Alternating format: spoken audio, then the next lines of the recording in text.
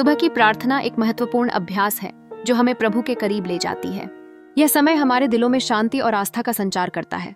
प्रभु यीशु से प्रार्थना करने के लिए सबसे पहले एक शांत स्थान चुनें, जहां आप बिना किसी व्याकुलता के अपने मन की बातें कर सकें। यह स्थान आपके लिए विशेष होना चाहिए, जैसे कि आपके कमरे का कोई कोना, बगीचा या प्रार्थना स्थल। प्रभु से संवाद शुरू करने के लिए सबसे पहले अपने दिल को शुद्ध करें। गहरी सांस लें और मन में उन सभी बातों को छोड़ दें जो आपको विचलित कर रही हैं। फिर प्रभु यीशु नाम का उच्चारण करें और उनके प्रति अपनी श्रद्धा व्यक्त करें। हे प्रभु यीशु, मैं आज आपसे मार्गदर्शन, शांति और प्रेम की प्रार्थना करता हूँ। अपने दिल की गहराई से निकालकर उन्हें अपनी भावनाएं बताएं। प्रभु से प्रार्थना करते समय अपनी इच्छाओं और आवश्यकताओं को स्पष्टता से व्यक्त करें। कहें, हे प्रभु, मुझे शक्ति दो ताकि मैं दिन भर आपके मार्ग में चल सकूं। मुझे मेरे सभी कार्यों में सफलता प्रदान करें और मेरी सोच में सकारात्मकता भरे। इस दौरान अपने परिवार, दोस्तों और उन लोगों के लिए भी प्रार्थना करना न भूलें जिन्हें आपके समर्थन की आवश्यकता है। आपकी प्रार्थना में धन्यवाद देना भी शामिल होना चाहिए। हे प्रभु, मुझे जीवन में जो कुछ भी मिला है उसके लिए मैं आपका धन्यवाद करता हूँ। यह जीवन, परिवार, मित्रता और आपके प्रेम का अनुभव सब कुछ आपके लिए है।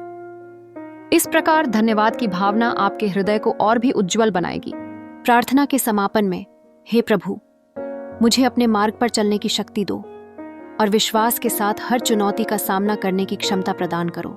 प्रार्थना के बाद एक पल के लिए चुप रहें और प्रभु के संदेश को सुनने की कोशिश करें। यह सुनने का समय आपके जीवन में उनके मार्गदर्शन को स्पष्टता से समझने में मदद करेगा।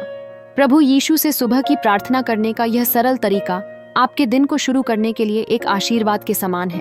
धैर्यपूर्वक इस प्रथा को अपनाएं और आप स्वयं अनुभव करेंगे कि कैसे यह आपके जीवन में सकारात्मक परिवर्तन लाएगी। प्रभु आप सबको आशीष दे, आमीन। और इस शब्दों को पास्टर इमैनुअल के द्वारा लिखा गया है।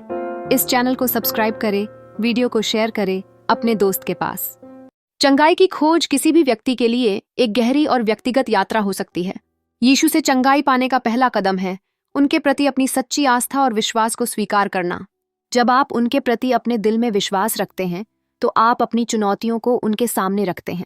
यह एक संजीवनी भाव का परिचायक है, जहां आप अपनी समस्याओं को उनसे साझा करते हैं। दूसरा कदम प्रार्थना है।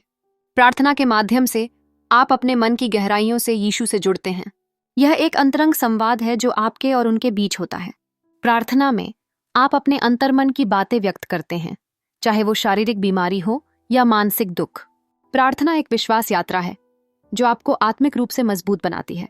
जैसे ही आप प्रार्थना करते हैं, आप महसूस करते हैं कि उनके प्रेम और दया का प्रकाश आपके जीवन में प्रवेश कर रहा है।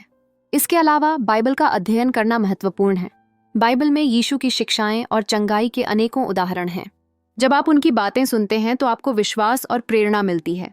यह पढ़ाई आपके लिए एक मार्गदर्शक बनती है जो बताती है कि कैसे यीशु ने अपने समय में लोगों को चंगाई दी थी। इन कहानियों के माध्यम से आप अपने जीवन में चंगाई की संभावनाओं को समझने लगते हैं। एक महत्वपूर्ण पहलू है समुदाय की भागीदारी। दोस्तों और परिवार के साथ अपने विश्वास को साझा करना, समूह प्रार्थना में भाग लेना या चर्च में जाना आपके विश्वास को और मजबूत बना सकता है। जब आप दूसरों के साथ मिलकर प्रार्थना करते हैं तो आप महसूस करते हैं कि आप अकेले नहीं हैं। यह समूह की शक्ति आपको सकारात्मक ऊर्जा और समर्थन प्रदान करती है। अंत में आशा और धैर्य रखें। चंगाई की प्रक्रिया कभी कभी समय ले सकती है। यह याद रखना जरूरी है कि यीशु हमेशा आपके साथ हैं। आपकी प्रार्थनाएं सुनी जाती हैं और उन्हें पूरा करने की प्रक्रिया में समय लगता है। विश्वास रखें कि आपके प्रयास और आस्था के साथ चंगाई की दरवाजे निश्चित तौर पर आपके लिए खुलेंगे। यीशु से चंगाई पाने का यह रास्ता आपके भीतर की शक्ति को प्रकट करता है। जब आप उनकी ओर मुड़ते हैं तो आप अपने दुखों को हल्का होते हुए महसूस करते हैं। यीशु का प्यार और सहारा आपको शक्ति प्रदान करता है, जो आपको चंगाई के मार्ग पर आगे बढ़ने के लिए प्रेरित करता है। इस शब्दों को प्रभु की अगुवाई में लिखे हैं आपके लिए।